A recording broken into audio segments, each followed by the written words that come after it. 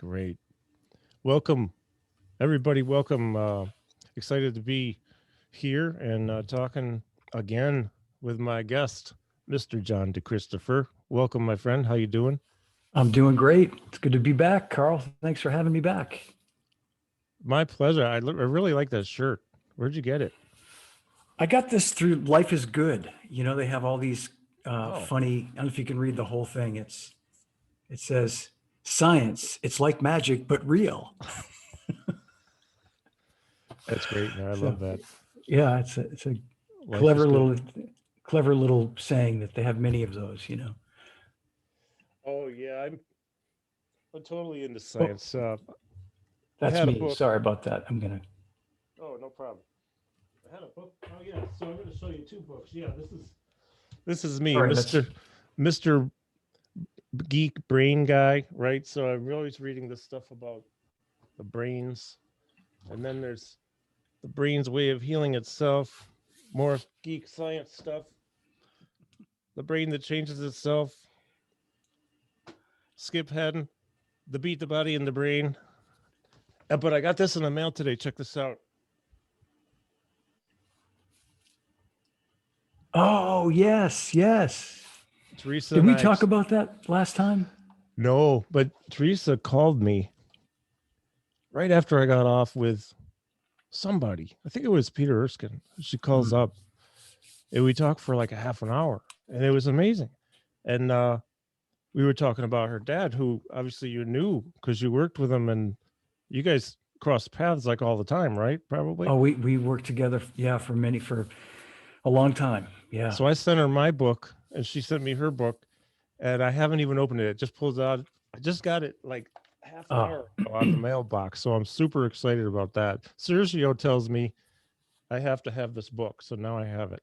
it's a great book. It's a great book. It's a classic. Yeah. Yeah, And Lenny was a classic. I bet so. He was there a long time at Zildjian, wasn't he? He was there. He was there. I think when he left Zildjian, he had already worked there about 40 years.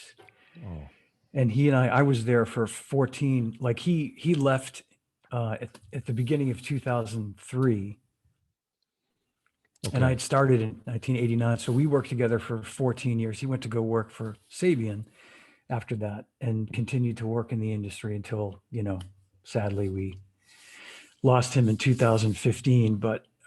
But so for 14, and I knew Lenny going back to 1979, 1980, when I worked at Wurlitzer, when I worked at, the Oh, music store in Boston. So yeah, that's so cool. Oh, Kevin says, that's the best book. oh, is it? Yeah. Oh, so your wife works at Reebok. Yeah. Well, I'm a big fan of that store. Um, as a matter of fact, if it weren't for the Vivo Barefoots that I wear all the time, on the occasion I don't wear those, I always have Reebok. And I have Reebok apparel and I have Reebok everything. That's my store. And that's cool. Yeah. So that's so cool. Wow. Yeah. So you were at Zildjian for over over 20 years then, right? Yeah, just shy of 24 years. Yeah. Wow, Yep. that's great. That's great. I have to make a call here. Hey, this is Brandy, my beautiful little puppy. She's listening in on this today. She wants to learn about drum history. Okay, I know Uh, that's not true, but you stay right here, sweetie. So yeah, I was first of all, I really enjoyed your conversation with Dennis on Saturday. Thanks. He's such a sweet guy. I really like him. He's amazing. And of course, I'll just say that there were a bunch of things that we didn't get to that, we got up to, I don't know how long, close to 2 hours, about an hour and 50 minutes or something. And I know at a point it gets to be difficult for people to watch that long, but he's the kind of guy that we could have easily gone 3 hours and Oh I yeah. would have never been bored. Um, I know, me too. Same thing. He's a wealth of knowledge, a wealth of look at all the work that man has done. oh, yeah. the variety of music he's played, the bands, the artists, even his solo stuff. He's got some beautiful solo CDs out there. And in it's kind of funny. I was talking with him not long ago, trying to get something set up to talk again. And I told him, I said, with all love and respect, when you're playing the drums, you look like a guy who, if I saw you in a dark alley, I don't even want to come near you. He's got the thing, the eyes are closed, he's chewing his gum, the hat's on, and he's like, oh, the faces. And every once in a while, he gets into one of those really intense, in the face, and then he gets off the set, and he's so sweet. Yeah, it's amazing. He's so chill. I know. But yeah, he definitely is a force, and he can certainly look intimidating just by virtue of just the way he plays with such power, Yeah, definitely. But also finesse, I mean, that's like that to me there. It's like, I know there are other guys, but him and Billy Cobham to me represent that unique ability to play with that. He's not a basher by any means, but he definitely plays with power, but yet he can play so clean and like the way you think of Billy Cobham with those incredibly fast single stroke rolls, but with so much power, Yeah, I was looking at some of those old Mahavishnu videos, some of those live concerts from early 70s, and you gotta wonder, where did Billy get that energy? What was in the water? What was in the food, I know. And I never saw him with that group, although a couple of years, mid 70s, I was 14. My dad took me to a Billy Cobham clinic here in town, and that was just epic. So we saw the Billy from the era with the kind of mind-boggling force, right? Yeah. Finesse, musicality, dynamics, yet force. So if you saw him when you were 14, was he still with Mahavishnu at that point? Was it? It was right after. I think it was maybe, I don't know when he officially left, but I'm pretty sure I saw him in 75, and he was no longer with them. And maybe my year is wrong. I'm still having some memory challenges post-COVID, but maybe it was 76. But I was definitely not able to drive yet. My dad took me. I don't know when he left, but it was probably, like you say, I think maybe 74 could be when he left. I'm not sure, but that's pretty cool. My first drum clinic that I ever saw was Billy Cobham at Wurlitzer before I worked there. It was in, I want to say, the spring of, it was 1979, but it was before I worked there. I was a customer and I used to go there all the time. And he was playing, Tama drums at that time and playing the 3 bass drums. And it was, I had really just sort of admitted, I was 18 years old and I'd only really Kevin Goodman was there too. Cool. I'd only really just sort of discovered him, kind of late in life. And it was mind blowing. Really was. Wow. Yeah. Yeah. So there's another gentleman who's, look at the work he's done from, Horace Silver in the 60s to some of the, just so many different combinations. It's been amazing. Yeah. And he's still going strong. He looks good too. He does. Yeah. It's fabulous. So I wanted to also say that Rich and Kevin and anyone watching on Facebook, if you have any questions, just put them in the chat box or in the comments if you're on Facebook, and we'll dig a little bit into some history here. The other thing that I find interesting when I talk with musicians who work with Dennis Chambers, Peter Erskine, Tom Breckley, all these people, is one of the things they usually say in common is they're so good at, and Adam Nussbaum's another one, they're so good at bringing out the best in the people around them. Mm-hmm. They just make it a great experience for them. They help the others in the band to shine. I know that goes around and circles around, and people can do that with each other in a musical situation, but I don't know. I could be biased. I think when the drummer does that, it's extra special. Yeah. I agree. And I think, I was just going to say, I think to me, that's the sign of a great drummer is that you know, because I think our job ultimately is to support all the other guys and gals in the band. Yeah. And if we can, you know, whether it's setting up a part of a song so that whoever's taking the solo, it, you know, it's just sets up that spot, or if it's a vocal, um, you know, that's something that I recognized when I was young, but when I got back into playing a few years ago, I really made that a focal point of my playing and the way I try to, you know, just stay out of the way and really just, you know, this is so, you know, cliche to say this, you know, everybody talks about um, playing, you know, I want to just play the groove, but more so than even that, just laying back, you know, you know, I mentioned Steve Gadd's name when I first got back into playing.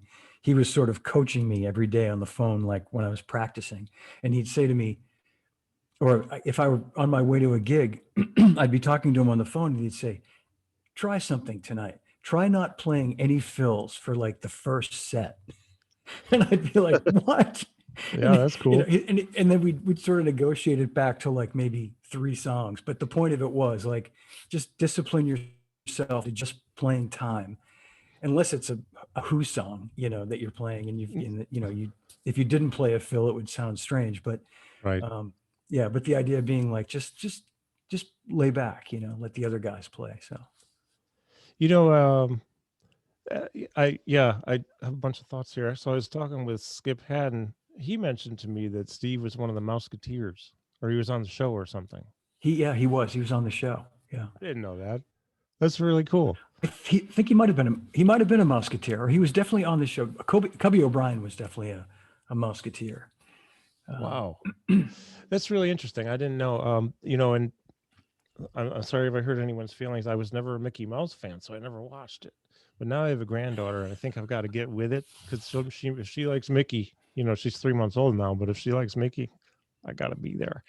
So we I might have a have to go back and dig in the archives and find Steve somewhere. Was he playing Yeah, any drums on the show? yeah, he does. There's an episode where I think he's really a guest on the show. Excuse me, and he plays a drum solo. If So you cool. YouTube, you'll find it. Um, That's really something. Wow. yeah, Yeah, I will check that out. That'd be fun because you know there's a guy who's done this. His body of work just is so massive. I mean, yeah, how many recordings? I mean, not just hundreds. It has to be at four digits at least. You know, yeah, yeah. just amazing, and the versatility. Exactly. I was going to say, and you know, the gamut of everything, and I don't think he probably even knows. I mean, I think there are people out there that document all that stuff. I know, like, there's a page dedicated to documenting all of Jeff Baccaro's work and all of Vinnie Colaiuta's work and Oh wow. Steve. And Yeah. but if you were to ask Steve, he'd go, you know, Steve, how many records have you played on? He'd go, um, I don't know, but I think a lot. You know what I mean? In his inimitable, humble way, he'd go, I think a lot. You know? So funny. That's so funny. You Yeah, were not to bring up anything sad though, but since I spoke with you last, one of my heroes, and everyone knows a hero for so many, Chick Corea, passed away last week, and oh man, I yeah, was in shock because he was so active all of his life, right? Touring on the road warrior, and on social media the past year. yeah, A yeah. lot. And then he had like this, I forget the name, an institute or university, like an education thing. And then all of a sudden I found out, I'm like, oh my gosh, how is Steve handling that? Have you talked with him about it? When I spoke with, I spoke with him. I left him a message when I heard, I guess was it Friday or Thursday, whatever day the news broke. I was Thursday, due yeah. to talk to him anyway. And I left him a message that night. And I said, you know, listen, I just wanted to tell you, I'm really sorry. And, you know, Mhm. I don't feel like you have to call me back. And then he called back the next day, and you know, I just said, how are you doing? I'm really sorry. I said, I didn't know he was sick. And he said, nobody did. He said, you know, it was, the family really kept it quiet. And, you know, and I totally respect that. And so Sure. and his, you know, basically, not to speak for Steve, but his sort of comment was, it just feels surreal to me. It hasn't really sunk in, and I don't know when it's really going to sink in. Me It's like, too. And yeah, I didn't even know him. And of course, I never worked with him. But yeah, it is surreal. He was such a force, and he still yeah, is. he is He's absolutely. left that with us. And, I just discovered maybe 3-4 years ago. I didn't know that Steve was in the Return to Forever band prior to Lenny White. And there's concert footage, audio on YouTube with Bill Connor, Steve Gadd, who's Mingo Lewis, Yeah, yeah. Chick, and Mingo Stanley Lewis. Clark. I'm like, wow, man, I had no idea, but it's real interesting to hear Steve in the early 70s interpreting and playing Return to Forever stuff his way. It's really nice. Have you heard any of that? I've heard some of it. It's very Tony influenced, right? I mean, I think that's, I would say so. yeah, he Yeah. was in that sort of a period where he was listening to a lot of Tony Williams, and I mean, I say influenced it, Tony was always Tony, and Steve always had his own thing too, but I would hear a lot of that in it, Tony influence. Yeah. So cool. Yeah. So, it's funny. I think, Tom Brookline says that he and I were talking last week as Chick passed. Chick's passed on Tuesday. I don't know how he knows that, but whatever. It's just, we were talking about Chick a lot during that thing, because he worked with Chick on and off for quite a while. And Well, of course, Tommy's, Steve. yeah, I was going to say Tommy Breckline's wife, Evelyn, worked in the office that managed Chick. Oh, So she was, I mean, both her and Tommy were very, sort of, intimately known to Chick, and, each other. They were all very close and very tight. And yeah. So. Wow, man. Well, I'm so glad we have his music. Yeah, That exactly. the music has gotten me through a lot of times in my life. You feel sad, you put on Chick Corea. I mean, could be other people too, but Chick would always make Sure. me feel good. Mom, so my Yeah. mom was watching. Mom and I saw Chick, it'd be 7 years ago, at a little place up here at the community college with Carlitos Del Puerto. It was Roy Haynes' grandson playing drums, and I can't remember his name, but he was crushing it. Yeah. Yeah. Marcus Gilmore.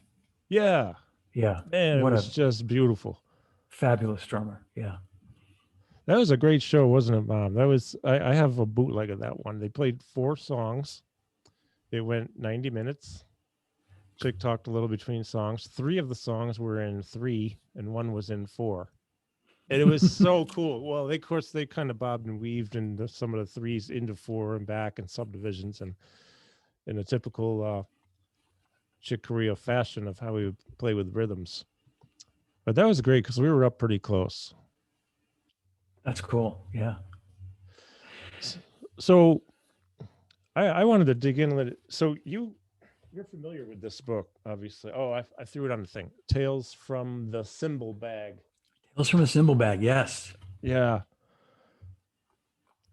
Were you going to tell me something about that book? What was I going to tell you? I could tell you a lot of stuff about that book. There's some incredibly funny stories. I would recommend anybody watching. I believe, I thought at one point they were sold out of those copies, but Therese was on one of my shows last year, and we were talking about Lenny, and she said she still has copies. So I guess I would say, if anybody's looking to get a hold of the book, look for Therese DiMuzio on, I guess, on Facebook. And I don't know if she's watching now, but I think they still have some copies of the book available. So, but it's a great sort of chronicle of Lenny's life in the cymbal in the music business, i.e., cymbal business, because he worked for Zildjian for so long, and just an incredible character. When Therese called me 2 or 3 weeks ago, we were talking. It was the first conversation we'd ever had, and so Mom, Dad had a recording, and I may have it because I think I made a copy of it. It was a conversation with Armand Zildjian and Lenny about Buddy Rich. Yes. Have you ever heard that? Oh, yes. It's a classic. It's a beautiful conversation. I mean, there's a lot of other stuff in it too about because I think they were both with Buddy like the day before he passed, and then they Yes. flew back. I knew Apologize for my they were dry throat. almost- Sorry.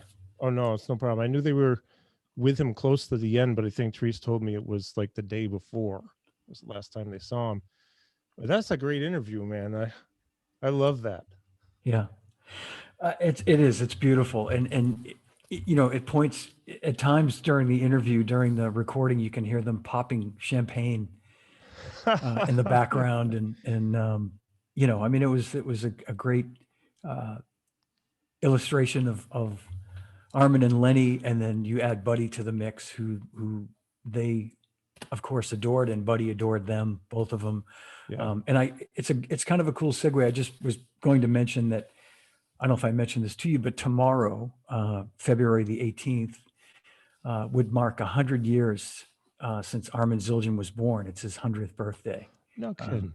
So That's he's great. sadly not with us, but Yeah. yeah, it's kind of the timing is kind of cool, because I was thinking about that, you know, and it's nice that you're talking about, you know, Armin and Lenny with Buddy, because, you know, they used to tell some great stories of going to see him play. And Lenny's on the Turnpike. yeah. Had you ever been there? I never went to Lenny's, you know, and I wasn't probably, they probably closed it right about the time I was of age to go, but I think kids were able to go, but excuse me, my parents never took me, but it wasn't far from where I grew up. But I did see Buddy a number of times, a couple of times with Lenny Dimzio, and one time with Armin and Lenny. Oh wow. Up in a place in Salem, Massachusetts. Okay. I was working at EU Wurlitzer, and they invited me to come and sit at their table, which I did. And I'm trying to remember the name of the place. It was right in the center, right in the downtown section of Salem, Mass. Okay. And long story short is, you know, they took me after the show, took me out back to where Buddy's bus was parked, and I remember Buddy was sitting out like on his floor tom case or something, New York Yankees jacket on, smoking a cigarette.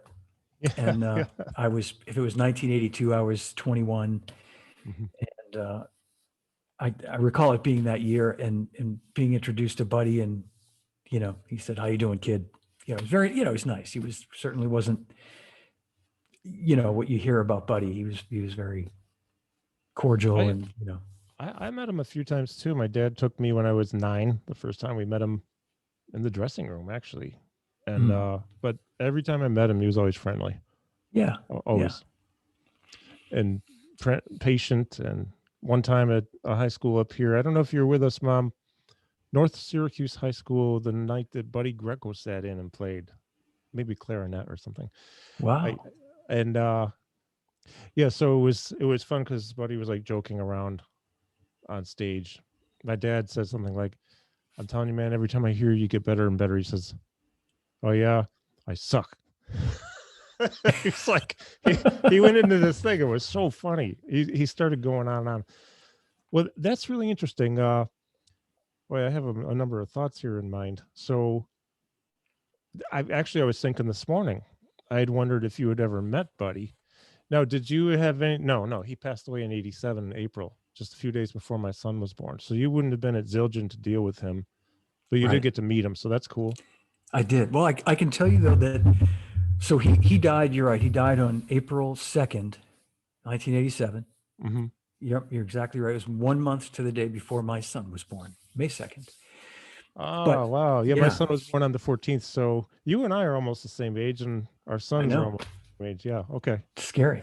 Well, so I was working at Drum Workshop at that time, and Freddie Gruber, who was a very close friend of Buddy's, who I'd got to know. I'd been at DW at that point about 6 months, roughly, and I got to know Freddie, and Freddie was sort of giving Don Lombardi and I updates on Buddy's condition. We knew he wasn't well, and I remember Freddie calling the day Buddy died, and you know, just breaking down on the phone, just yeah, sure, so upset that so, you know, and I was living in Los Angeles, but I didn't I couldn't have gone to see Buddy, obviously, but Mhm. I Where's remember he? him saying, Is he in Jersey or where'd he live? I forgot.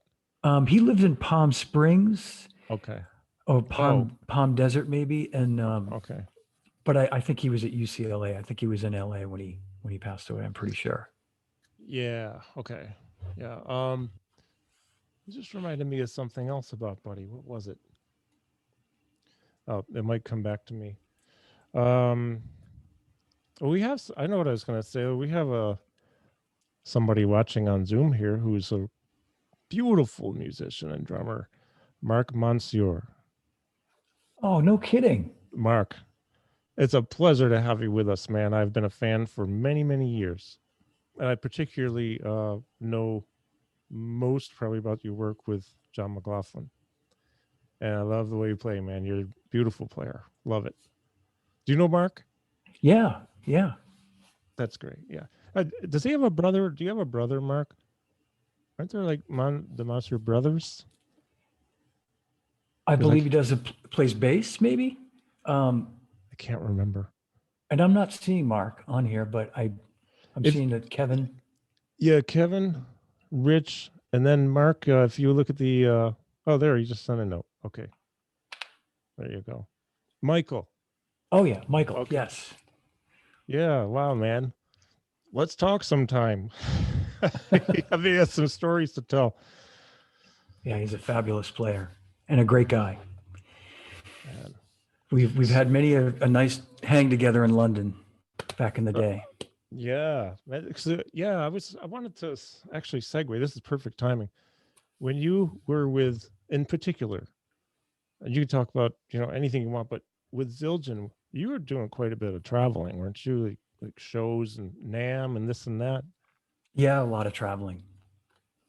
A lot of traveling. Yeah, it was. I mean, it was in addition to trade shows like NAMM and there were like annual shows that we always went to, like NAMM and the Frankfurt Music Mess, which was the gigantic European version of NAMM, but much bigger. Really? And in Frankfurt, Germany, and then there was, of course, PASIC, which is the Percussive Arts International Convention. I forgot about them.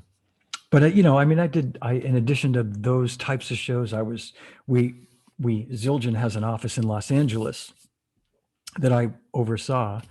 So I was out there, maybe not every month, but probably every 6 weeks for, sometimes a few days, sometimes 5 days. Mm-hmm. So that was a regular sort of, 8-10 times a year. I was out there for one thing or another. I see.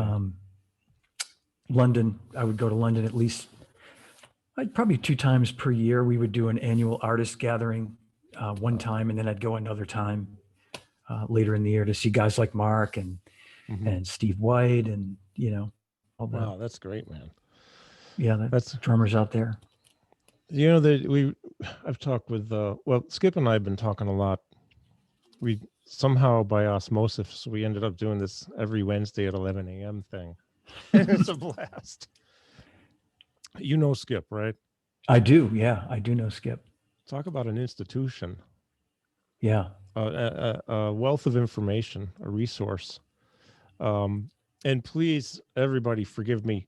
I am very, very challenged with memory problems, especially the past few days.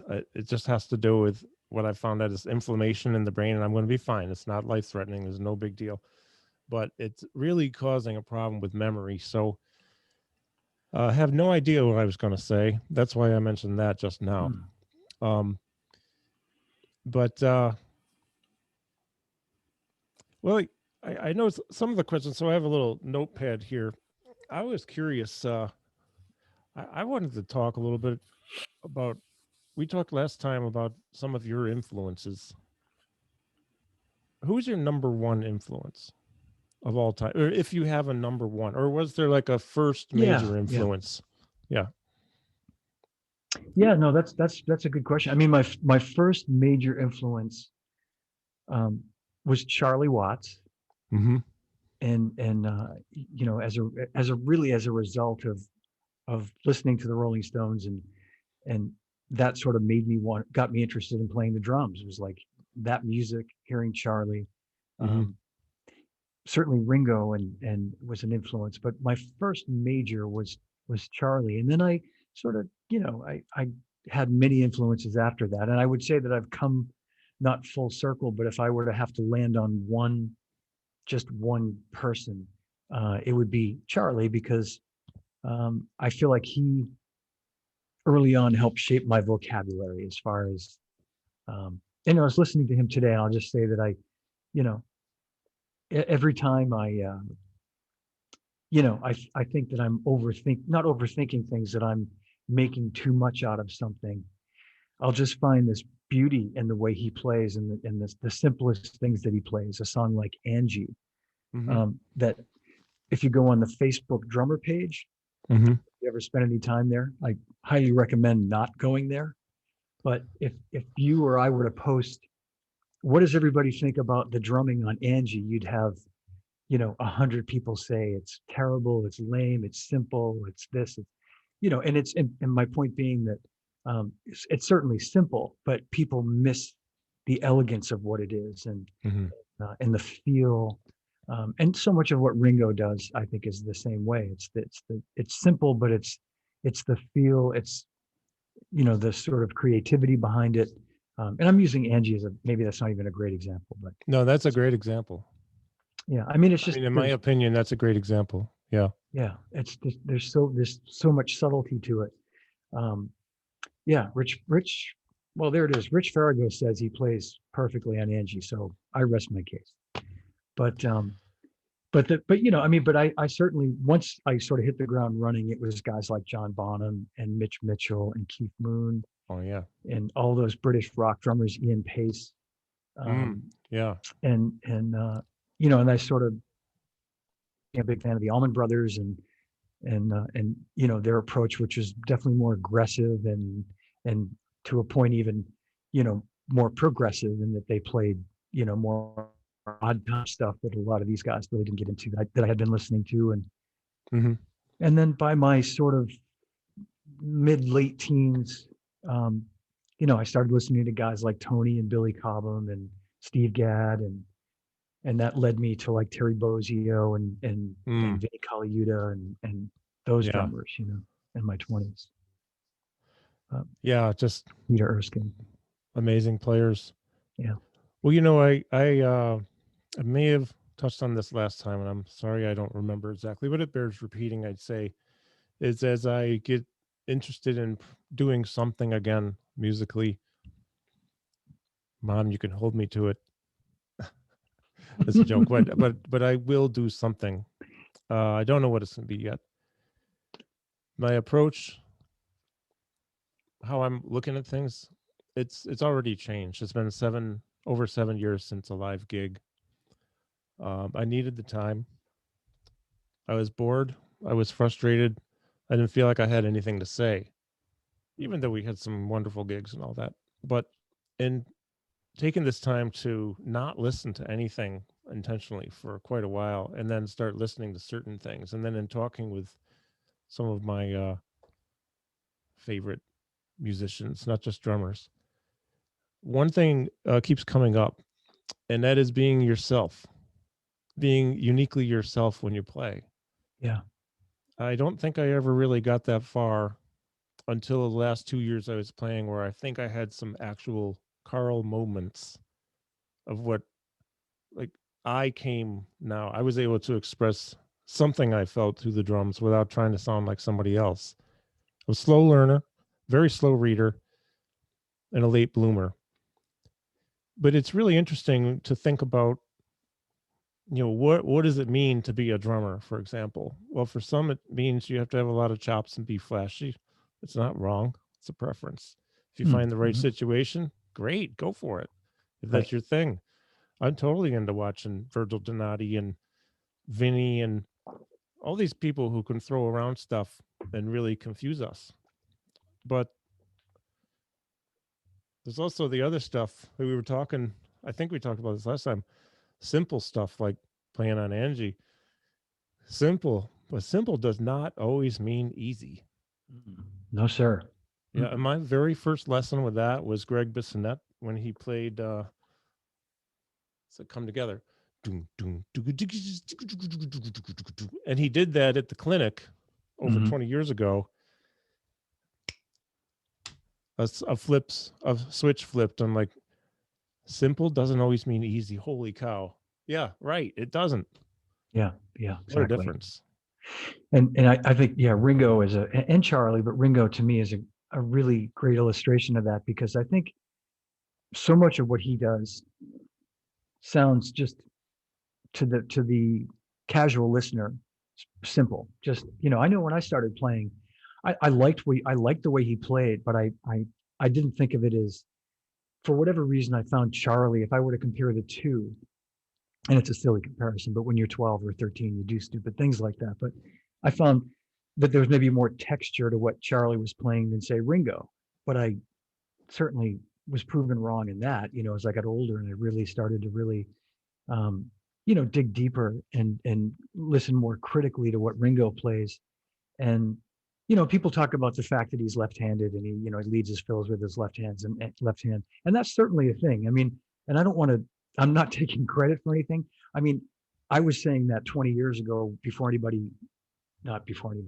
lot of people knew that. I used to say, well,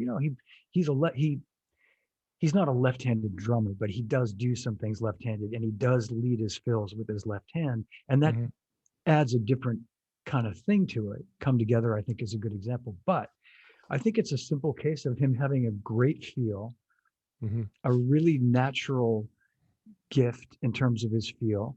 He has great time. Is he Jeff Porcaro, Rick Marotta, Steve Gadd, rock solid? I don't know that I'd say he's that, but I mean, he's pretty damn, metronomic. You know what I mean? He's got really good time, that even if he does waver a little bit, I mark all our Grand Theft Audio songs. I mark, with metronome time, with BPMs, and I at least have a reference. Some nights I need it. Some nights I need it just to start the song. I need to go, okay, this is 120 beats per minute. I just need to see this thing flash for a couple of measures just to get me. Especially, what that's like. If you've just played a really fast song, and then you've got to play a mid-tempo song, I'm not afraid to admit my first tendency is to count that song too fast. Me too. I'm with you. Yeah, you got to deal with Neil Porter turning around and going, "It's too fast," So, but but anyway, so I've really kind of got regimented with putting, at least having it on the set list, the BPM per song. And Rich Farrago's come to gigs, and I have it on my iPhone, and sometimes I'll have it flashing. You can see the red dot flashing. And my point to all this is that there are certain songs where Ringo might start the song at 100 beats per minute, and it might get to 112 and then back to 110.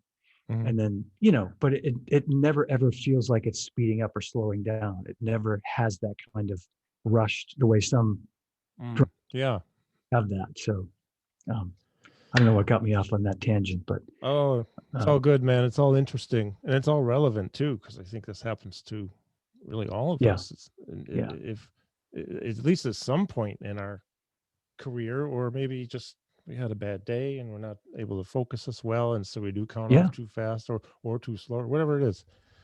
Darren Dentremont says, "Without feel, you have nothing." You're right, man.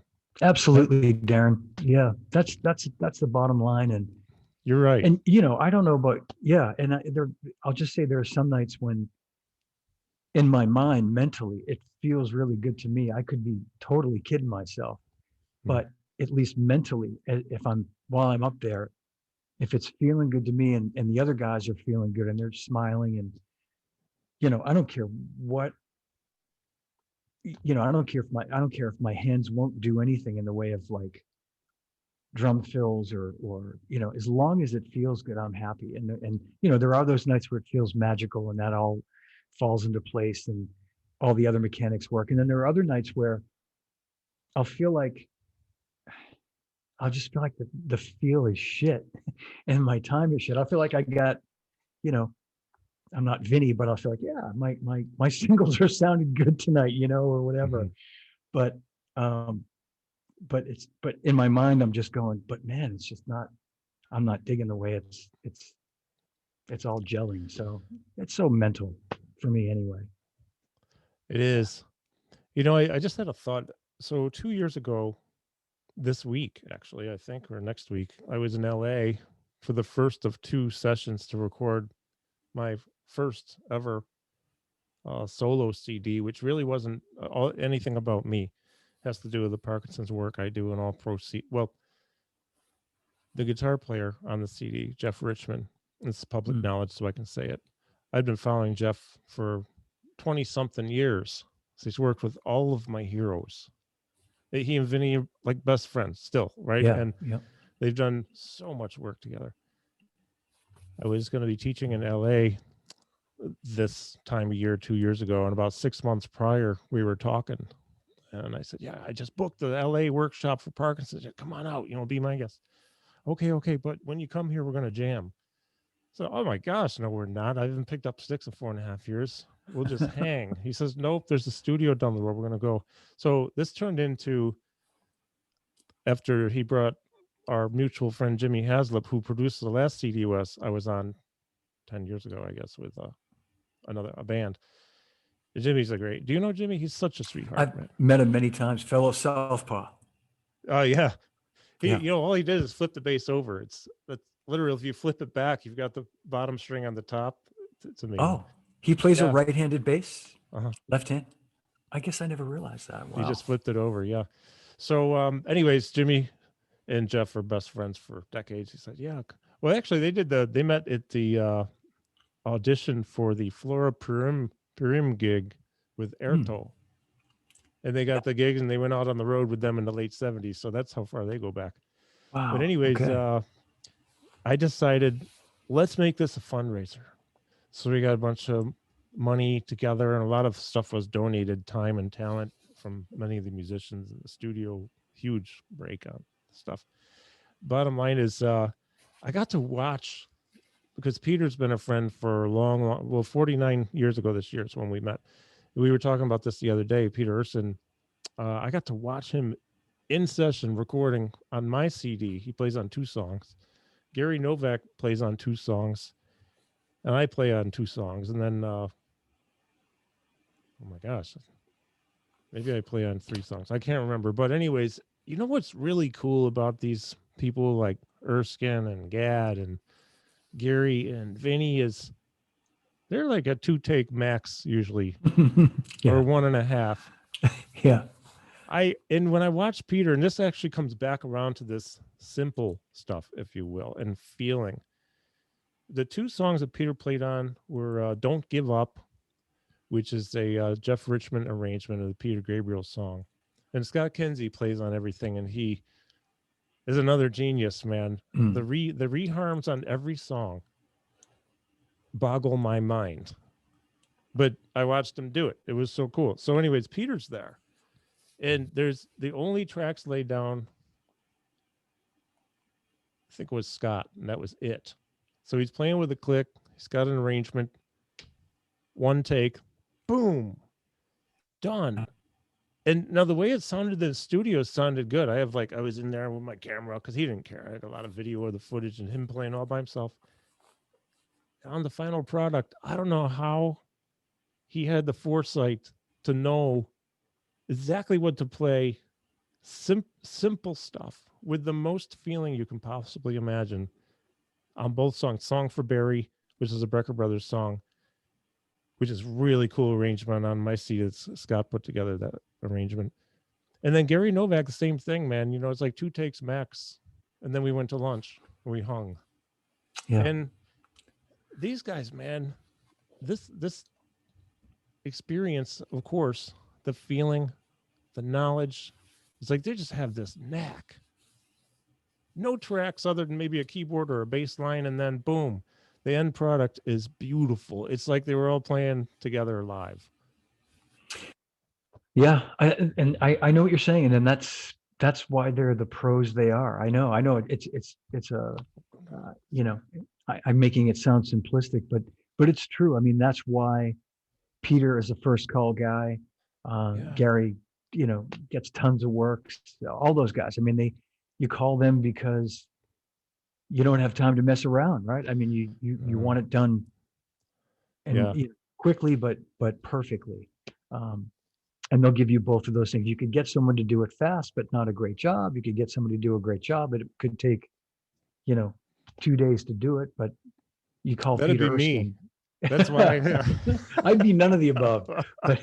But yeah, you call Peter or Gary Novak, and and you're going to get it's going to be perfect, and it's going to be, tasty and perfect and efficient. Yeah. So I'm sorry, folks. This is a little shameless, not self-promotion, just promoting. But this is what the CD looks like. So it's got my name on it. Isn't that cool? But really what it's about is the foundation I started, and we help people in various countries, including here, who need help and don't have resources. We find things things they need for therapies. Jimmy Haslam, Scott Kinsey, Jeff Richmond. This is songs picked by people with Parkinson's with a positive message for people all over the world. There are 8 songs. And I'll tell you, one of the songs we did, and they all know this. I was kind of pissed. I'm like, they want to do Happy, the Pharrell song. Now, that's a cool song in and of its own right. I didn't want to put it on my CD. But you know what? I'm not the professional, so yeah, sure, okay. I actually play on that one. You hear that version of Happy, man, you never heard anything like it. So if anyone wants that, I mean, I have physical CDs here. I've got a copy. I'm gonna listen to it. You sent it to me, and it's I unpacked the book and it's been sitting in my office. I apologize. Oh no, I know how it is, man. But it's really cool. You listen to Scott on this, and everybody really, it's just amazing. Check out Peter on this thing too. It's like, you're kidding me. How can you know what to do? I mean, of course, you got a chart, and it's a certain finite number of measures, because there's a chart, but still, because the interpretations of the songs are different than any that I've ever heard before or he had played. And so, and you can just Google my name, Carl Sterling with a K. Dream is the name of the CD. Jimmy came up with that name. In fact, there's a song called The Dream on there, a Michael Cimbello song that Sanborn kind of made well known. That's a beautiful song that Brandon Fields plays on. Beautiful alto. But anyways, you can get it on your favorite listening platform. But I think this comes back around to this. When I was with Peter and watching him, I could feel the feeling, and I didn't hear anything other than drums. I didn't have headphones on. Yeah. I just doing video and kind of like in awe of this man in session doing what he does best. We did 2 takes of every song of both of those songs that he's on, but about halfway through the second, he's like, yeah, that's good. Use the rest of the first one and the beginning of the second one. And then we went to lunch, and that was it. So that's cool. Funny. Yeah. Well, he knew, he knew that he I'm guessing he could feel that, like, I'm not going to give you anything better than what I've already given you. So maybe he was looking at it like he didn't want to take up any more of your time, if you had to keep moving fast. Well, I maybe so, but I think that what you said, I think it's right. They know, he knows. In fact, I don't know. I was talking with somebody recently. They were saying that a lot of times, like the first or second takes, a lot of times those are just the best ones. It's fresh.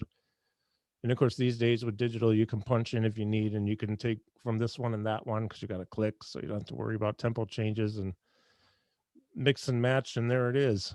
But yeah. So, anyways, that stuff. Well, really fun. I'll just to continue talking about Peter. I can tell you that, and it's kind of a neat connection to, we were talking about Armin Zildjian's birthday tomorrow.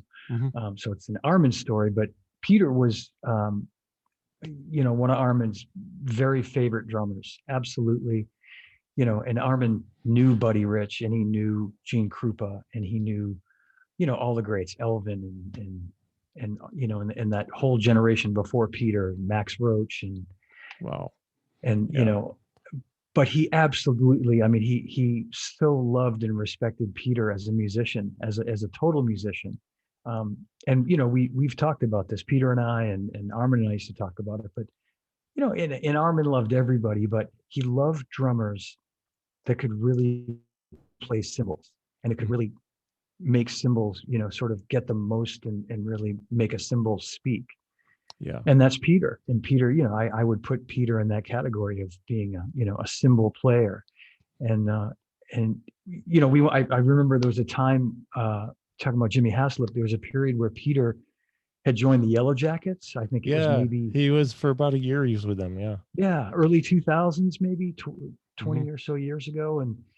And I just remember Armin and I were in Los Angeles. We were attending the Guitar Center drum conference. They used to have it at the House of Blues back like in December, Yeah. the end of the year. And they'd culminate they'd have all their, regional finals and all that stuff. And then all the finalists would end up at the House of Blues.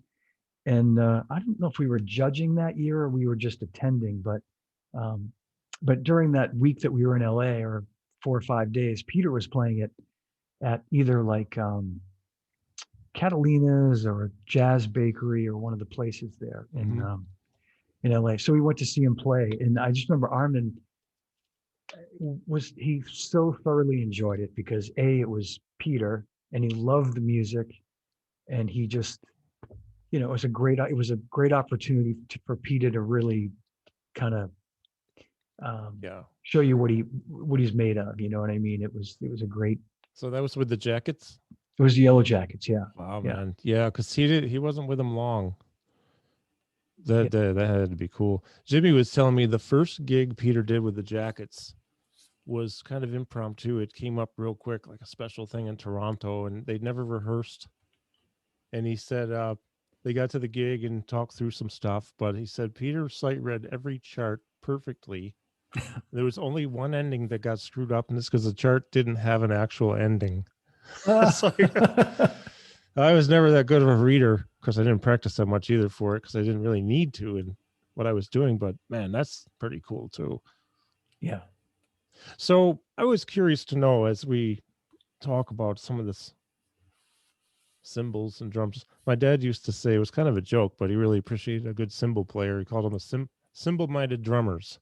Yeah. And man, there's some players out there who just, Joe Morello would do it. That guy, John Christensen, who passed maybe a year ago, that guy, the way they play cymbals, Jack DeJohnette, Tony. Do you have any favorite cymbal players of, I'm in the drummer family, but other than Peter? Do you have any that stand out to you? I would put Jeff Hamilton in that category. I think he's a great cymbal player. Yeah. And I admit my limited vocabulary is, I'm just basing this off of, guys that I know personally and have seen play, and know what their relationship is to playing cymbals, and Jeff is one of those guys. Danny Gottlieb, of course. Yes. Yeah, absolutely. You mentioned Joe Morello. Yeah. Max Roach, Tony, Roy Haynes. Oh yeah, totally. Elvin, Antonio Sanchez. Oh God, that guy is something else, man. Brian Blade. Another one.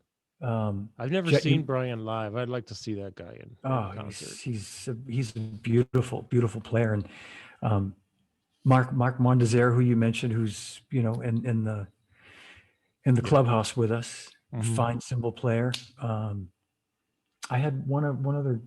I think you mentioned Jeff Watts earlier, Tane. Really beautiful touch. I was just watching some stuff of Jeff with Kenny Garrett and Kenny Kirkland. From Steve Gadd too. Don't let me forget Steve Gadd. Sorry. Absolutely, yeah. And he has this special.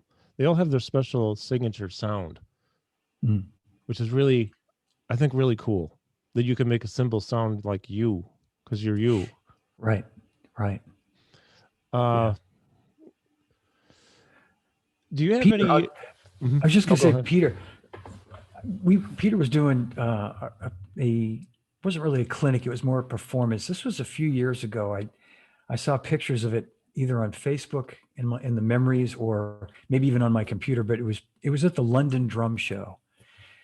And I want to say it was maybe 3 or 4 years ago. Could have been longer than that, but Peter played that particular year, and Greg Bissonette was also there that year. But Peter came out, and I just remember I was sitting like in the front row of this auditorium, and he was demonstrating something, and he played quarter notes on the ride cymbal. Yeah. And I remember when I got home, I tried to just sort of sit down behind the drums, like a few days later, whenever I got home, I tried to just sit down behind the drums and just sort of attempt to get that feel, because it was a really slow.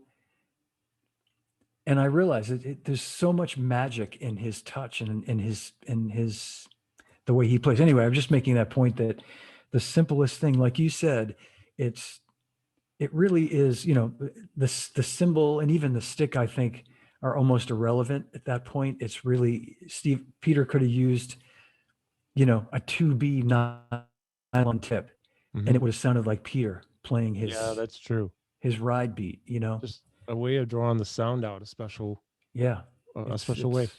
Do you know a drummer in Rochester? His name is Mike Melito. I think I know the name. Yeah, I don't. He's a real good player.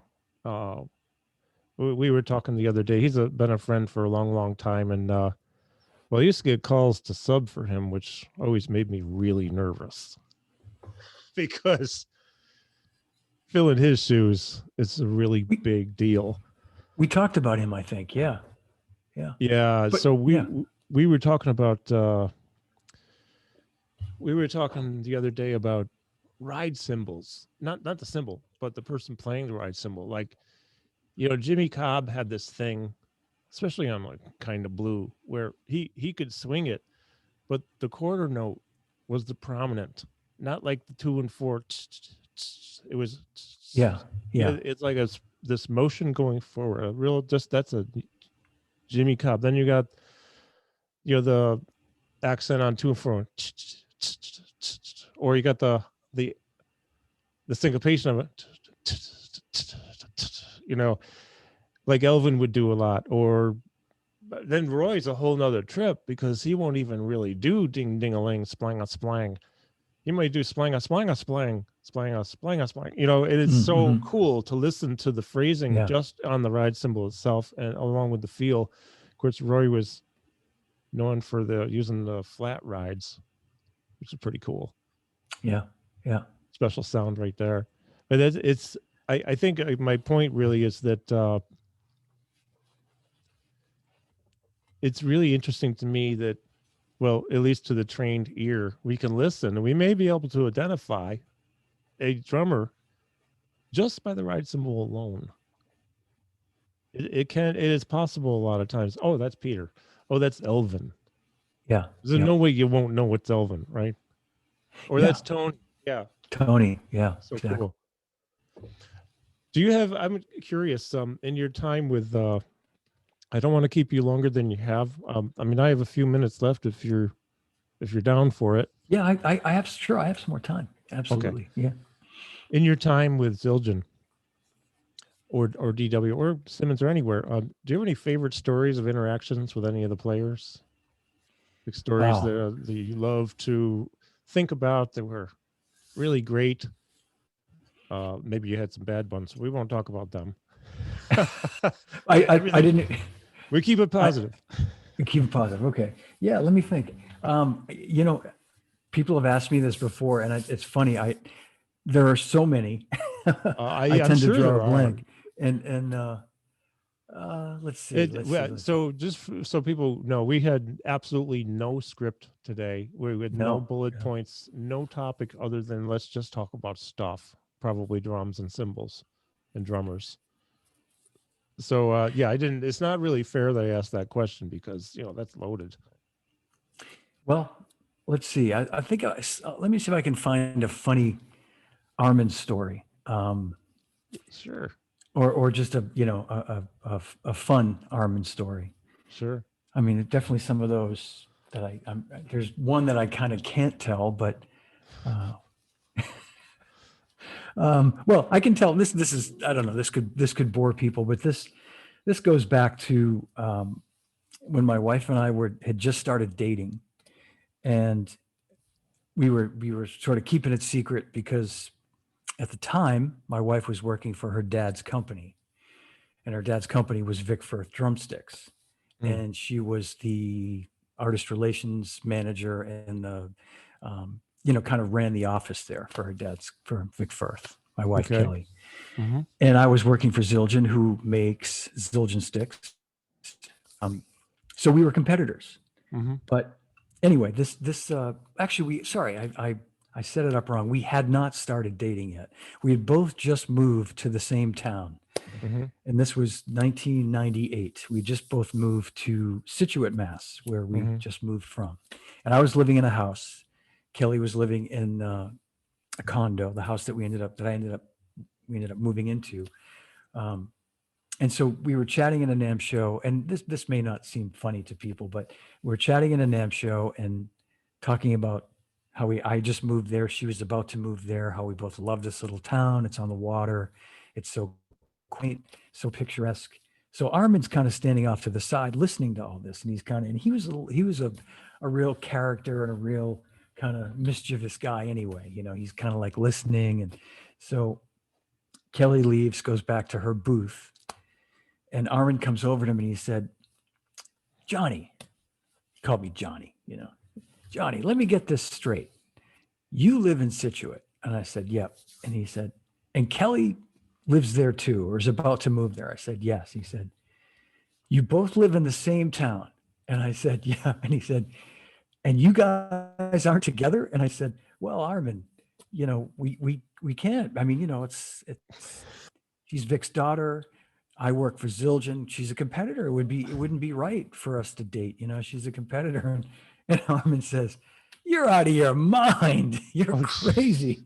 That's awesome. Anyway, yeah, it was, he sort of gave it his seal of approval, his thumbs That's up. cool. But I think that's a great story. I love that. Yeah, it's a funny. It was another 6 or 8 months before we actually started dating, but Mhm. but it just sort of, that was a little insight into Armin's thinking, was like, forget all that other silly nonsense, like, So, okay, and I'm sorry I heard this, but so your wife, I'm sorry, is related to Vic? she's Vic's oldest daughter. Okay. And Well, obviously then you knew Vic. I did know Vic very Yeah, well. you Yes, had yeah, to. Yeah. yeah. Wow, that's interesting. That's really cool. Um, so no offense to any other drumstick company, but I used Vic Firth Sticks for probably 30 years at least. Sure, yeah. Really like depends upon what the gig was. I didn't use the same thing on every gig because some of the places I played were so small that the Peter Erskine stick with the tiny bead on the end was the best one. Yeah. And then I there get were it. Yeah. the other ones too, the 5Bs or whatever, and some other ones too. Like And it. I had I'll yeah, tell you a couple of quick Vic stories if you want to hear, but I would finish love your, I to. didn't mean. Oh no, and I actually had and I can't remember which Zildjian sticks I had though, but I really liked them. I still have them downstairs. They're in my stick bag. I have to check and see, but they really like how they felt. Yeah, they got, and I'll talk about that too. Well, so I met Vic when I was working at Wurlitzer. He was playing with the Boston Symphony Orchestra, Oh, and his business was really, this was in the late 70s, early 80s. His business was really just kind of getting off the ground. He'd been making sticks, or having someone make his sticks, for a while, but he wasn't the major player that he would later become. hmm I would call his house and leave messages on his answering machine, or sometimes talk to his wife, my mother-in-law, or Vic himself, and place an order for, in those days, it was really the maple sticks that he made, the SD1 General and the SD4 combos, and yeah. those snare drum sticks that he made, hmm orchestral sticks and mallets. So Yeah. he'd bring the order in on a Friday afternoon on his way to Symphony Hall, in hmm his tux, on his way to the gig. And That's cool. and yeah, and he'd say, okay, it's COD, $104 or something. And I'd have to go to my boss to get a check, and my boss would say, just have him leave the invoice and we'll send him a check. And Vic would say, oh, no, no, no, COD. I'm not leaving here without a check. I'm not letting you have this stuff without a check. So, I mean, there's those funny stories that we would later laugh about. But I remember the year, it was 1981. So it would be 40 years now that he came in on one of these occasions, and he would come in, quite often. And he came in and he handed me he said to me, you play rock music, right? You're a rock and roll drummer. I said, yes. He said, do me a favor and try these sticks and tell me what you think. And they were American Classic 5As. And this was the beginning of the Hickory, which is obviously his most popular line of sticks now, the American Classics. But it was a pair of 5As. I'd been playing Regal tip 5As at that point, which is what pretty much everybody played. There were some ProMark players in those days, but mostly what we sold at the store at that time was Regal tip Collado from right up there in Niagara Falls. Yeah, I remember those sticks. Yeah. So he gave me these sticks, and they were amazing. The weight was perfect. The balance, they lasted me longer. And I said, I'd love to get some more of these, and I'd want to order some for the store. So that became the sort of beginning of we couldn't get as many as we could sell. Like I'd get a dozen pair of 5Bs, and they'd be gone on a Saturday, easy. I kept trying to get them. So that was a sort of beginning to see that happen. And I remember by the time I got out of retail in like 1985, if he hadn't taken over the number one spot at that point in those few years, he was close to doing it, because he had at that point Steve Gadd and Peter Erskine and all the top drummers, endorsing his sticks. The sticks were great. Yeah. They really were revolutionary in terms of the pitch pairing thing that he developed, and the weight matching and all that. Yeah. Right. So, and when I started working at Zildjian, in addition to working with the artist relations, I was given responsibility for Zildjian drumsticks. I might have mentioned this last time, so I apologize. No, I didn't. No, I didn't know this. Yeah. So that was kind of on top of the artist thing. We had just bought a factory in Alabama in 88 or 89. And I was, basically Armin said to me, we need somebody who can run this business, develop some models and, new stick models, and sign some artists. And I think you're the guy. And, and it was a pretty big deal to have Armin, I remember we were at PASIC in Nashville in 1989. And we were going to the stick factory from that trip. It was, the factory was in Alabama. So we were going after PASIC to Alabama for a few days. And he said, I really want you to be the guy to do this. And so that was a responsibility I had up until 1996, when we hired a guy named John Sorensen to take over, because the business had grown to the point where I would have had to spend all my time on it, which I didn't want to do. So, interesting. Anyway, yeah. To me, see, I love this stuff, because I decided after the fact that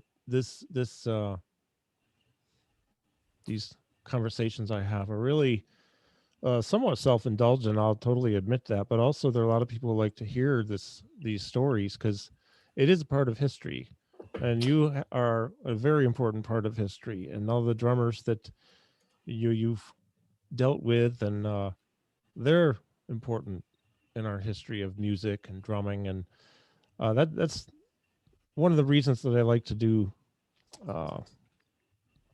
Vic Firth 5A, and Brandy's about ready to go out, but you'll be okay for another 5 minutes. Okay. But I just find it fascinating. I think being able to have this technology to talk and have conversations and learn about perspectives and thoughts and processes, and hear some great stories and have fun, and it to me is just so I'm really grateful for the time. Absolutely. No, I appreciate you asking me to do this. And you're a force, man. You're a force in the industry and in the music worlds, and you are the person who brings and keeps together the brotherhood of drummers. Wow, that's kind of you to say that, Carl. Thank you. Um, I'll just say I love, you know, I can't, I can't honestly say, and this is just gonna make, I hope no one takes this the wrong way. I look around my drum room to see if anybody's watching me. Yeah. Uh, this guy's watching me right here. And There you go. Yeah. Okay, Grogu. Pikachu. Oh yeah, Yeah. that's right. Yeah. Yeah. From the Mandalorian. I love it. No, That's great. the business changed a lot over the years, and I can't, I can't say that I love the business so much anymore. And I can't really even say I'm really in the business anymore, but I love the people that I've met, and I feel really grateful to have those relationships, as you say. And Oh, I sure.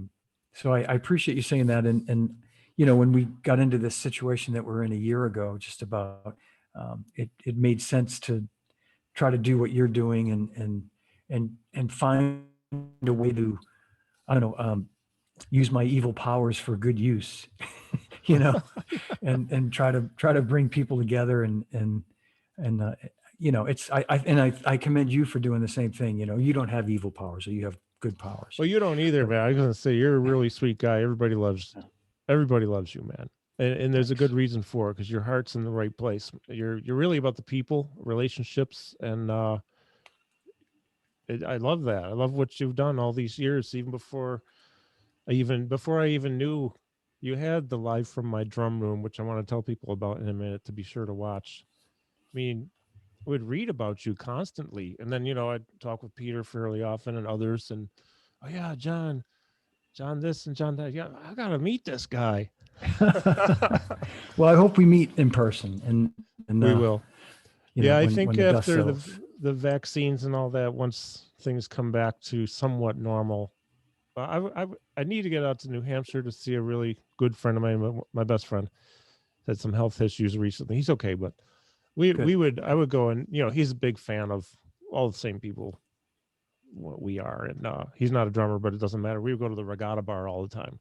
I did like Yeah. 3-4 Yeah. trips a year out there, some of it for my work to teach, but I always build in a day or two for him and try to time it around somebody, maybe Weckel or Chambers is with Mike Stern at the regatta bar, or Alan Holdsworth was there with you know Chad or Gary Husband or somebody. So Mhm. we'd always try to hit the regatta bar, or there's another place, I don't know if it's still open and I can't remember the name of it, but Scullers. Scullers. Yeah, Scullers. yeah, Yeah. yeah. We saw Lorber there with Brecker and Weckel, and so we caught a lot of great shows in Boston over the past 20 years. And I guess that's my long-winded way of saying I've got to get back out there. I want to meet you, I want to meet Sergio, Skip, and maybe have a little drum hang. That would be great. Yeah. I would love I'm that. down. Yeah. Maybe an in-person interview for once. It's been a long time since I've done anything in person interview wise. Yeah. Although this is very convenient. We just have a few comments. Penny Lane. Everyone is invited to the first Grand Theft Auto live gig. Yes. Yes. Penny Whenever is that our is, tell me. number We'll one. see if we can get Yeah. out there. We also Yeah. had my friend Johnny Dugan is on. Funny story Hi, about John. I was with a band Johnny called Dugan. John Dugan's on. John's a great drummer. And I was with this band here, a horn band, did a lot of Earth, Wind and Fire, Tower Power, stuff like that. Back mid 90s to early 2001, maybe. And then I went to hear that band maybe a year after I left it, and I couldn't see who the drummer was, but I could feel who the drummer was. And honest to God, John, I was in tears because you kicked ass with the loads of feeling and funk and beauty in the playing. So then I saw him a couple of years ago with another horn band I used to sub with for like 20 years, doing the Mm. same type of stuff. But Johnny, thanks for watching, man. And Darren Dentremont says Vic helped me pick out cymbals at Wurlitzer, I believe, in 1979. I ran to him at NAM a few years ago, and he brought it up. He remembered That's and told cool. me, yeah, he remembered and told me what we ended up getting. Hey, that's a cool story, huh? That's amazing. I'm not surprised. He did have a good memory. Mm-hmm. Joel Yoder, what are your favorite sticks? Do you have favorite sticks? I didn't know if he was talking to me or you. I replied Vic Firth 5A, Yeah. wood tip. They're right there on that Rogers set that Oh, that's right. That's I your was reply. giving a That workout to earlier. Yeah, that's a beautiful kit, man. It sure is. It's Um, the yeah. It's the mine are mid the. '60s. I also like the Vic Firth 5As. I also like the 5Bs for some of the heavier hitting stuff. But I really like the Erskine because I would do these really small, like trio jazz, way down volume gigs. So the little Erskine sticks with the bead on the end, the tiny bead, those were really nice for those soft gigs. I had a whole Yeah. set of Yep. Firth timpani mallets too when I was going to college like 40 years ago. They were nice. Tiny Lane, what do you feel about? Oh, yeah. Oh, Darren says he loves the way Manu Kache. I don't know how to say Manu's last name, but colors Yeah. his Cache. Yep. cymbals. Yeah, I've never seen Yeah. him either. Oh, I have just another question, real quick, going back to completely off this topic. But did you ever see Charlie Watts with his own big band? I did. I not with this big. I've seen him with a few different bands. Okay. In fact, Mark, a bunch of us went to see Charlie at Ronnie Scott's back in the early 2000s. Hmm. Quick story. I had lunch with Charlie while I was there on a trip in London in like the early part of, I want to say it was 2004, and I have a picture of it. And he told me his band he's going to have his, not his big band, but like his, maybe his 7-piece band, Hmm. his bigger band play Hmm. at Ronnie Scott's for a week or a Oh, run that's of cool. shows. So I came back a month later in March to go to the gig, and we had a night out with Mark Mondesir. Steve White was there with us. Wow. Uh, Andy Newmark, who lives in London now, Oh, American wow. drummer, but Yeah. lives in, Yeah. Andy came. Um, there were a bunch of us. I'm trying to think. Peter Erskine. So Peter was in town with Diana Krall Oh, and I happened to saw him with have, her too. Yeah. Hmm. yeah, during that time he was like rehearsing and doing some shows.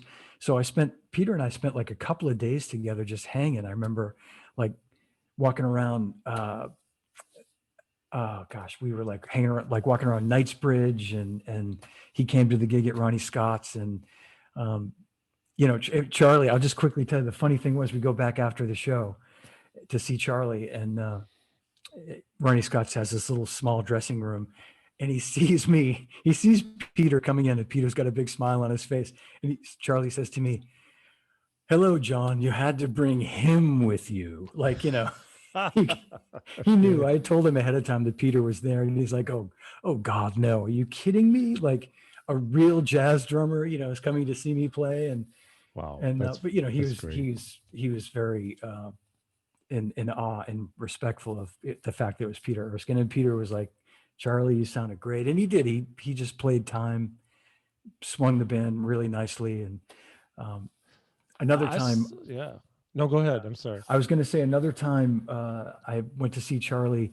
I was in Paris on one of the Steve Gadd Mission from Gadd tours. We were in Europe, Oh, yeah.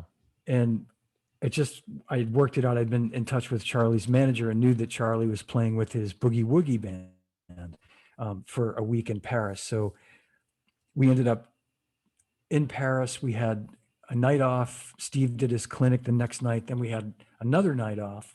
So we went to see Charlie play with his Boogie Woogie band, and Steve Gadd and Yard, his drum tech, and Bob and Tina from Zildjian. And my wife was with me too, Hmm. because it was Paris. She's Yeah, not sure. passing up a trip to Paris.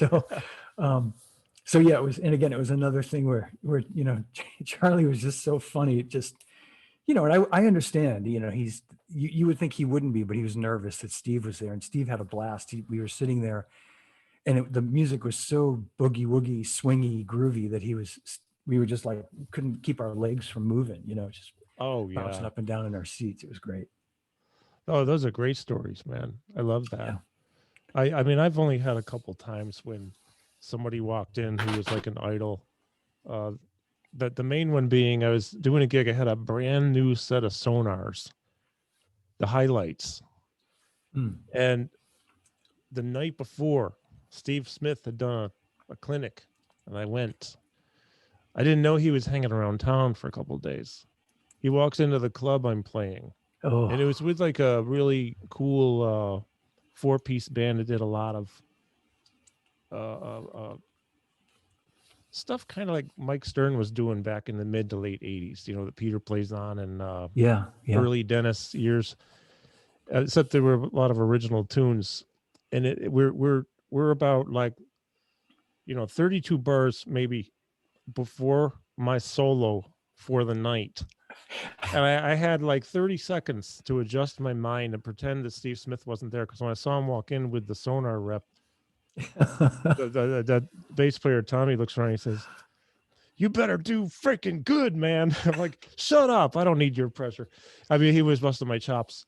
And, I had to pretend Steve wasn't there. And then when we were done, he was really nice, man. He came, "Oh, that was really nice. You're phrasing and this and that. And oh, look at these drums." And he goes up, he's checking out the drums. And I was nervous as hell. Oh my gosh. Yeah. Holy crap. Teresa's watching. Teresa DeMuzio. Hey, look what I got in the mail today. Hi, Therese. Yay. We were talking about you. Thank you. Thank you. Thank you. Yeah, I showed this early because I was so excited. I opened the envelope about 20 minutes before we got on here at 3. So I haven't even looked in here yet. Thank you for the nice note you wrote. And thank you for this. I hope my book made it to you. So I'm going to dig into this tonight because I've heard a lot of great things about it. You're going to love it. You'll just find yourself, and it's such an easy, fun read too, that it's just like, you can read it completely out of order too. You can start at the beginning and then jump to the end and then jump back to the middle. As Lenny would say, jump back. And yeah, it's a lot of fun. There's some funny stories. And I'll just quickly tell you, talking about that feeling when you see a drummer in the audience, both Rich Farrago and Kevin Goodman at different times have come to see me play, and two guys that are, I sure play circles around me. You just got to get that, kind of mental kind of block out of your head. But I'll never forget, this is about almost 2 years ago. I'd only just got this Rogers kit. I got this in March of 2019. I think I'd only had it a month or two, and my band was playing at this Chinese restaurant in Wakefield, Mass. Mm-hmm. And we used to play there regularly every month. And Joel Rosenblatt was in town. Mm-hmm. And I'm trying to remember, Joel was playing at the City Winery or something with a singer, like a proper gig, like a real pro gig. And he had texted me that day. He said, "Hey, I'm playing tonight if you want to come." Or maybe it was the day before. He said, "I'm in town, would love to see you." I said, "Oh, actually, Joel, believe it or not, I have a gig too." Like how funny, how ironic is it that, like I have a gig on a Saturday night, knowing that how he knew me as the Zildjian guy all those years, So Right. anyway, he said, well, he wanted to know where it was. And I told him it's this place called Fangs. It's in Wakefield. I gave him the address. He said, well, I'm going to try to get there. So long story short is it's getting to be the end of the night. It's probably like the last half of the last set. And, Joel is like 6'2" or whatever he is. I see him in the place, walk in with a big smile on his face, and I'm like, oh no, no, please. And I think that was the night one of our regular band members was sick, and we had called a sub literally that day to come in and play bass, a guy named Mike Greeley, Mm-hmm. an old friend of mine, really great bass player who, with no rehearsal, no notice, we basically said, Mike, how many of these songs do you know? And we patched together a set list of songs that he knew. Anyway, I think it was that same night. So we were kind of like cruising on fumes, so to speak. Sure. But Joel was really cool and just a funny thing. He came in and of all nights, but yeah, I know that feeling. Oh, yeah. Yeah, I've only seen him once. He was with Elias and Mark Johnson. Yeah. And we were the band right before them at this festival. He was a nice guy. I only got to say hi for a couple minutes, but great player too. Wow. Yeah. Paul G was sick and Paul C. Right. Penny's right. It was, okay. I think it was that same night. Okay. Yeah, so when the band has to rely on me and Neil Porter, it's a dangerous, it's not going to end well. Oh, I'm sure it's great. Well, listen, man, I have a little puppy here who pretty sure it's time to get her outside. TMI. I know, folks, but I'm going to go see a client here in a little while too and work with him. Really enjoyed this, man. Thanks. Thank you for having me again. I hope people enjoyed it. Quick shameless plug. This Saturday, I'll be doing part 2 with Greg Bissonette Okay. on my little live from the drum room. Oh yeah, show please. at 2 I'm p.m. so Eastern glad you time. said that. Yeah. Because I want to make sure, and I mentioned this earlier, I don't want to forget. Check out John's live from my drum room videos. Go to YouTube, right? Probably, and check them out. That's where I Yes. see them.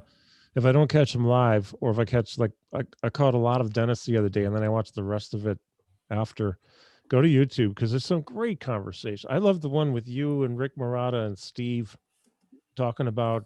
Well, I think you guys might have done more than one, but it's just fun to listen to all of you and the history and the thought processes and this and that. And so yeah, be sure to go to check that out. Check it out, John's thing, live from my drum room. It's really great. Well, thanks. Yeah, and we'll be live if they want to watch it live this Saturday on my public Facebook page at 2 p.m. So, thanks for the plug, Carl. I appreciate it. Oh, absolutely. And just checking out the chat here from Kevin. Yes, Kevin, I'll do that. Symbol ride. Oh, thanks. Yeah. Okay. Yeah, I'll shoot you a note here in a little while. Let's do it again sometime down the road, and then we'll dig a little deeper into some history and things like that. But I really appreciate everyone who's watching. Appreciate this, Penny and Mom, and Mark, Rich, Yep. Kevin, Mark. I love you, man. You're just great. I'm so glad you're with us today. I had seen yesterday the email came through. Mark Monister signed up to. Cool. That's awesome. Yeah. Well, that's great, man. Mark's awesome. And of course, I love the biggest thank you goes out to you, my friend. Thank Wow. you, John. Appreciate that a lot. Keep doing the great work you do. Because as I say before, and I don't just say this because you're here, but I've before we ever communicated at all, there's a thing about you that people talk about it. You are like the queen bee of drummers, meaning that you bring everyone to people gravitate towards you because you're a force. You're very modest. You have a big heart. You're sincere. You're authentically you. You care about people. You bring people together, and I love the work you do. Keep doing it, man. Thank you. I appreciate it. Thank you. All right. Thanks for having me. Thanks, everybody. Thank you. All right. Thanks, everyone. Thanks, John. Have a great rest of your day. I will. Thank you. You too. Penny, nice to see you as always. And everybody, Rich, Mark, everybody, Kevin. All right. Thanks. Thanks, everyone. We'll be in touch soon. Take care.